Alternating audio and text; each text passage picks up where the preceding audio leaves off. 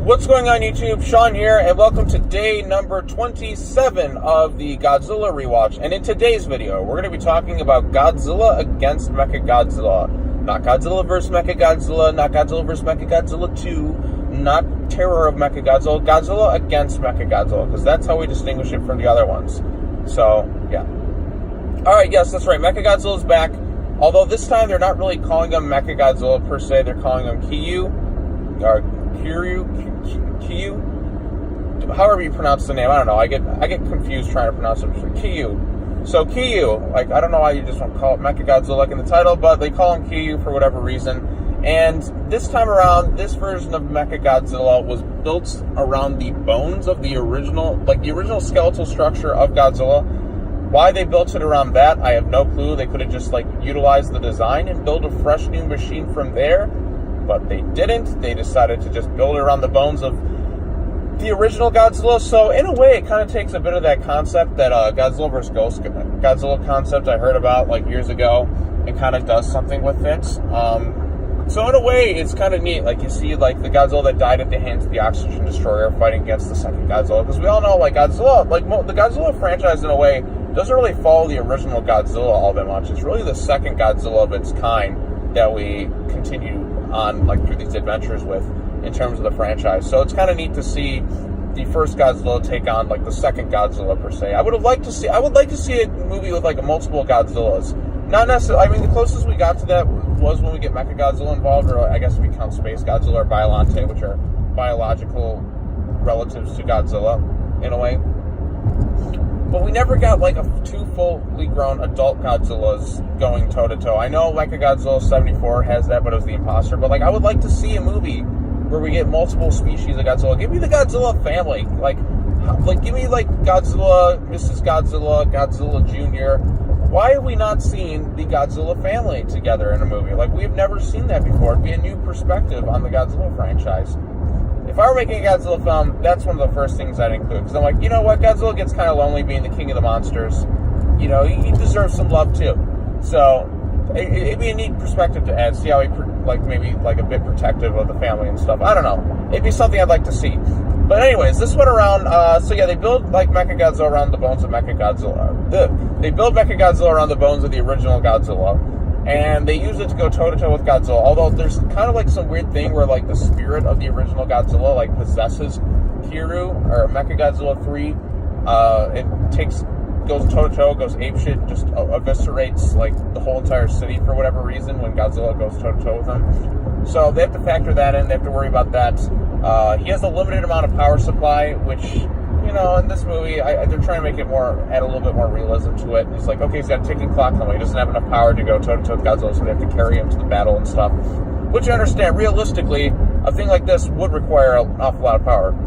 However, it's a giant mechanical monster built around the bones of the original Godzilla in its own fantasy-type franchise. I think I can handle it, just its power just kind of always being there for a while. But I understand why they did it. Design-wise, now, I am somebody who absolutely loves the original Mechagodzilla design. And I've always gone on to say that, like, this updated design is like a pitch-perfect update. And it's always, like, it tears me to say, like, I may like this one more than the original design. It's really hard for me to say because I like both designs so much. I love the menacing look of the original. But in terms of updated designs, this one is huge. It's like, it kind of combines the first update, like the original 70s Mechagodzilla with the Heisei Mechagodzilla, and kind of fuses them into one, giving its own unique update, and it looks great. It is a pitch-perfect Mechagodzilla design. Like, this is probably as good as you're gonna get. I know Ready Player One has its own design, but that one I don't really... I mean, that one, it's not as good as, like, this one per se, but it's still a good design, but this one in particular is fan-freaking-tastic. It's a great design. There's a lot of cool unique abilities, like got this absolute zero cannon, which they're going to try and do to like basically freeze and vaporize Godzilla altogether. I like it. I really like it. Godzilla's design this time around, once again, they're going back to that more ugly looking Millennium suits, which I'm not a huge fan of.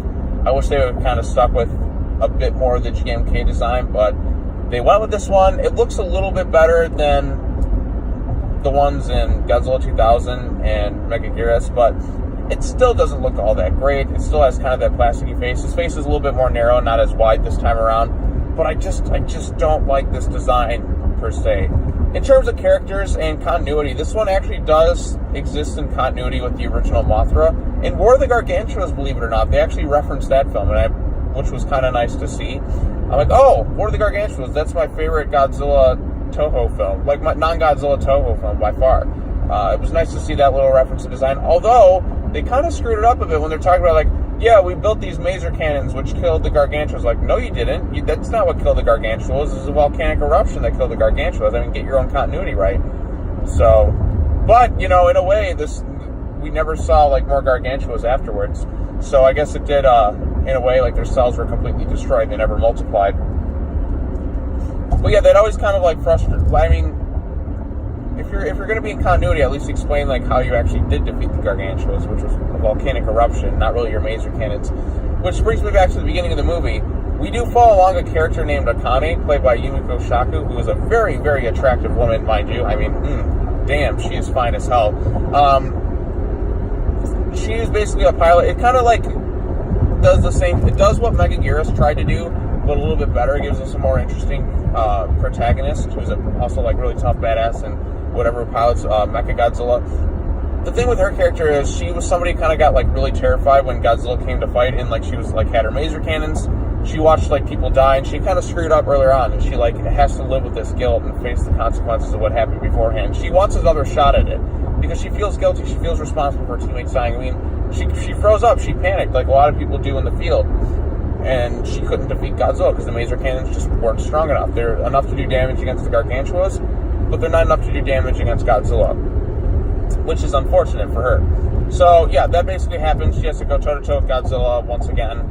This movie is like the first of a two-part series of Godzilla films.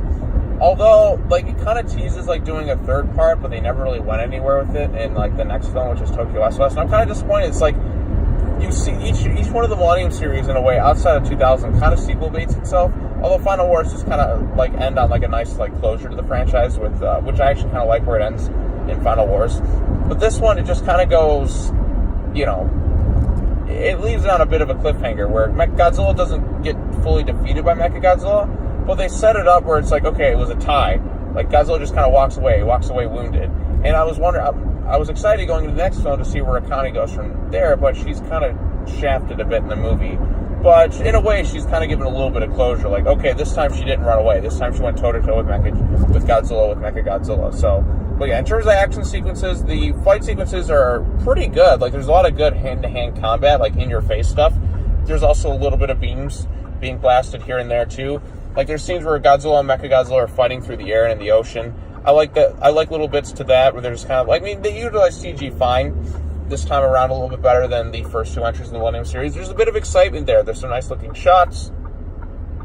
The effects wise, it doesn't seem, the directing, it's not as impressive as it was in the previous one. You can obviously tell things are models. Things aren't blended quite as well as, say, GMK. But it is a fun little exciting movie. It doesn't really overstay its welcome. It's only about, like, 90 minutes long, so it's a little bit shorter than, like, the previous entries of the Millennium series. It doesn't drag all that much. There's a nice protagonist in the film to follow along her journey, and I was kind of disappointed that she kind of gets shelved a bit in the follow-up film, and we're given somebody else to kind of, like, take over. And I was like, oh, I followed this character in the previous film. I would have liked to see more of her in the next film. But yeah, overall, this is one of the best of the Millennium series. I mean, really, bottom of the barrel of the Millennium series is 2000 and Mechagodzilla. But I really like this one. After I rewatched Tokyo SOS, I'll let you know which one I like more. Because I'm always kind of torn. I'm like, I like Tokyo SOS more. I'm like, no, I like the original, or I like Godzilla against Mechagodzilla more. I don't know. It's always tough for me to decide because it's just like, there's a lot to like. And then in both of these Mechagodzilla films. And then we get to the insanity that is Final Wars, which is a very entertaining movie. But by God, is that one crazy as hell. So, yeah. That's all I'm going to say about this one. Thank you all so much for watching this. Be sure to comment down below and let me know what you thought of Godzilla against Mechagodzilla. Where would you rank this amongst the Mechagodzilla films? I really want to know your thoughts. Is this your favorite Mechagodzilla film? Is this your least favorite? Is this one that you just kind of just comes and goes for you personally? Or what else? So let me know in the comment section down below, and we'll talk about it some more when, in the comments. So thank you so much for watching. Comment, like, subscribe. hit that bell for notifications. I'll see you tomorrow as we talk about Godzilla Tokyo SOS. Thank you so much for watching. Take care now. Bye-bye then. We're so close to King of the Monsters. I can't freaking wait. All right, take care now. Bye-bye then. I'll see you next time.